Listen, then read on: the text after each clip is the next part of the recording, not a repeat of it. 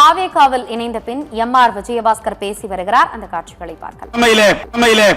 இந்த இயக்கத்திலே கரூர் மாவட்டத்தில் இருக்கக்கூடிய அனைத்து இந்திய அண்ணா திராவிட முன்னேற்ற கழகத்தின் நிர்வாகிகள் அத்தனை பேரும் இங்கே வருகின்ற தங்களை இதில் இணைத்துக் கொண்டிருக்கிறார்கள் என்று சொன்னால் இந்த அரசியலுடைய நிலை என்ன என்பது தெரியும். ஒரு தலைவன் சரியான முடிவு எடுக்காமல் இருந்தால் அந்த இயக்கம் எப்படி போகும் என்பதற்கு உதாரணம் தான் இன்றைய நிலை என்பதை நீங்கள் தெரிந்து கொள்ள வேண்டும். அப்பேற்பட்ட மிகப்பெரிய இயக்கம் 1.5 கோடி தொண்டர்கள் இருக்கிறார்கள். அடிமட்ட தொண்டனுடைய உணர்வை புரிந்து கொள்ள வேண்டும். நான் பல மேடைகளில் பேசும் பொழுது சொல்வேன், கீழே இருக்கக்கூடிய தொண்டன் கொடி பிடித்தால் தான் அந்த இயக்கத்தினுடைய தலைவன் கோட்டையிலே கொடியேற்ற முடியும் என்பதை புரிந்து கொள்ள வேண்டும்.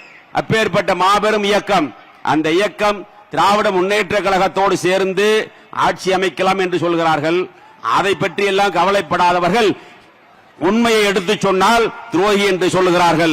எனவே இன்று தமிழகத்தில் ஒரு மிகப்பெரிய அரசியல் புரட்சி ஏற்பட்டிருக்கிறது. தமிழகத்தில் அல்ல, இந்தியாவே திரும்பி பார்க்கின்ற வகையில் நம்முடைய புரட்சி தளபதி நம்முடைய முதலமைச்சர் அவர்கள் ஒரு அரசியல் மாற்றத்தை ஏற்படுத்தி இருக்கிறார்.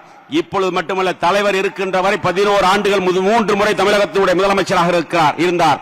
அதே போல இனிமேல் தமிழகத்தில் வெற்றி கழகத்தினுடைய ஆட்சி, புரட்சி தளபதி விஜய் அவர்களுடைய ஆட்சிதான் தமிழகத்திலே தொடரும் என்று சொல்லி இந்த இணைப்பு விழாவிலே கலந்து கொண்டிருக்கக்கூடிய அனைவருக்கும் நானும் 2 பேரும் விஜயபாஸ்கர், புதுக்கோட்டையும் விஜயபாஸ்கர், கரூரும் விஜயபாஸ்கர் என்று சொல்லி நாங்கள் இருவரும் மற்ற மாவட்டத்தை சார்ந்தவர்கள் இருக்கிறார்கள்.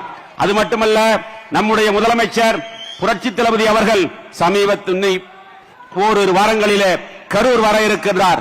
அந்த கரூர் நிகழ்ச்சியிலே இன்னும் அலைகடலாக இருக்கக்கூடிய தொண்டர்களையும் அதை இணைத்து இந்த இயக்கம் தொடர்ந்து வெற்றி பெறுவதற்காக உண்மையாக உழைப்போம் என்று சொல்லி இந்த இணைப்பு விழாவில் வருகின்றிருக்கக்கூடிய அனைத்து நிர்வாகிகளுக்கும், மேடையில் வீட்டிருக்கக்கூடிய அமைச்சர் பெருமக்கள், சட்டமன்ற உறுப்பினர்களுக்கும், என்னோடு வருகின்ற அனைத்து நிர்வாகிகளுக்கும் மீண்டும் ஒருமுறை நன்றி கூறி விடைபெறுகிறேன். நன்றி, வணக்கம்.